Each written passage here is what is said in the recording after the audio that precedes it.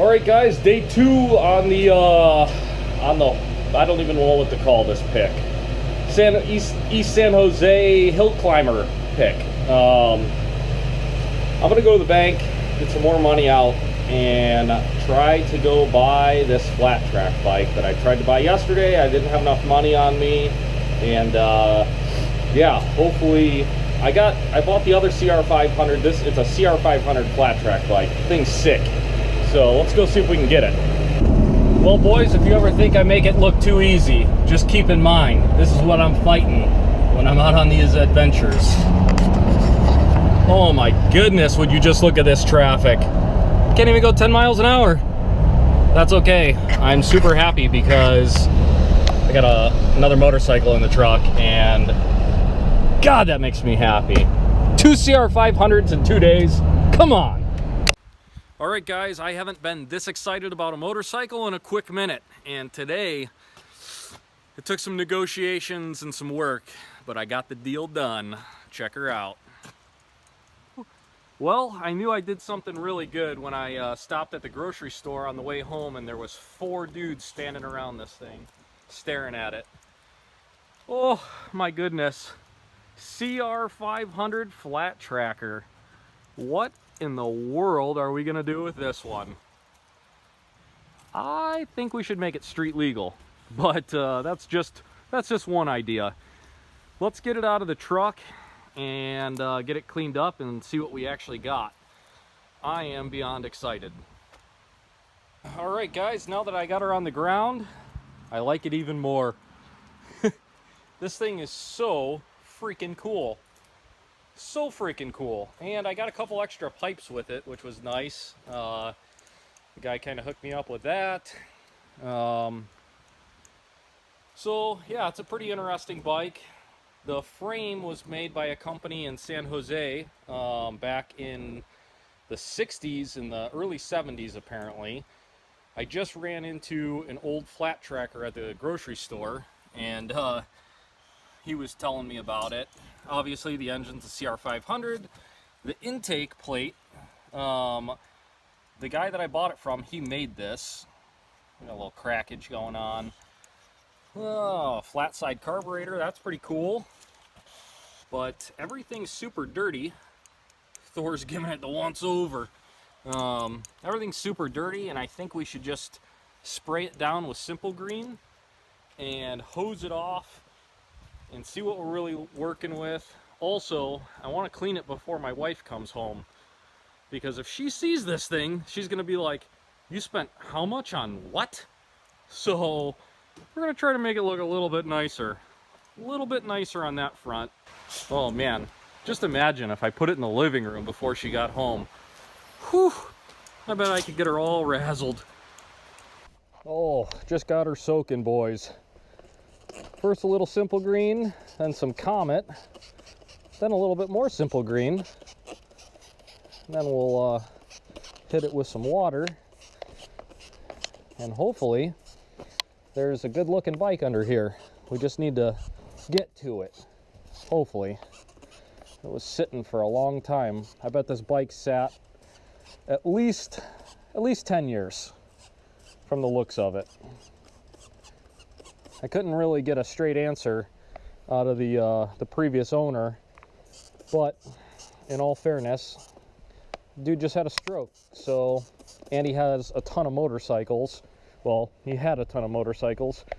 I put a dent in that, but you know, hard to keep track of all this stuff. But this was, from what I gathered, this is his last bike that he built, which is awesome.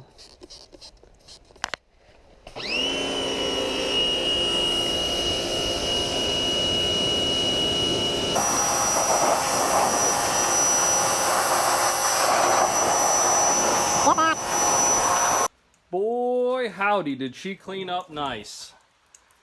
Oh my goodness, it's amazing what a little Simple Green and little Comet, a little bit of pressure washer. This thing is badass. Check this out too. How cool is that little touch? A little cutaway for the brake reservoir. how awesome. But I think all this aluminum will really clean up with a little steel wool. Same with the engine. We'll get in here with the wire brush and steel wool and get all that cleaned up as well. Replace this rubber and figure out what we got to do to start this bad boy. He said that he rebuilt the whole engine top to bottom. Unfortunately, this bike being built for flat track, there's no Kickstarter. Yeah, no Kickstarter. So you have to bump start it. And I've seen on the old interwebs a electric start CR500 three-wheeler that one of the dudes on Honda Hoarders has. So maybe we'll look into the electric start for this thing if we plan on making it street legal. That's another little hurdle, but that's way down the road. First things first, we got to get it running. So stoked on this bike though. All right, guys, that was a pretty epic adventure the last 2 days. I still plan on going back and trying to buy more. So the situation is that apparently they're toying with the idea of moving out of the area because, well, it's expensive, and you know, downsizing, and they need to liquidate all the stuff. The wife wants to sell everything. The husband, he's a little bit reluctant. We'll use that terminology. A little bit reluctant on that, but definitely made some headway today. They're gonna keep one of the Harley Nitro hill climbers, and I'm trying to buy the other one. He hit me with a pretty high price that never gonna happen for an Ironhead. So I'm gonna let him think about that a little bit, and we're supposed to touch back in a few days. I really wanted to buy the tools, but apparently they plan on taking some of the tools with them. I don't know.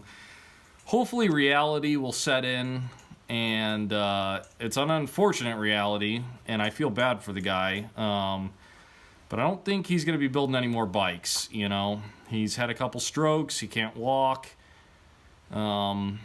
So yeah, we'll see what happens. The wife, super cool, and the husband's super amazing dude. His long-term memory is totally intact, so talking to him about motorcycles, he doesn't miss a beat. So that part's awesome. I wish I could get him on camera. Maybe I'll ask him if he'll do some kind of interview, because he's an old hill climber dude and he's got some really cool stories. And I did a little bit of Googling and I found some pictures that definitely back up those stories. This dude was a badass for sure. So that's always awesome. But yeah, really awesome pick. We don't come across, you know, CR500 stacked in the backyard of a city house too often, with a full machine shop building hill climb Harleys and stuff. But you never know. You never know what's out there. So, as always, thanks for watching. If you're new to my channel, please subscribe while you're here. We do this stuff as much as we can. And we'll see you tomorrow on the next one.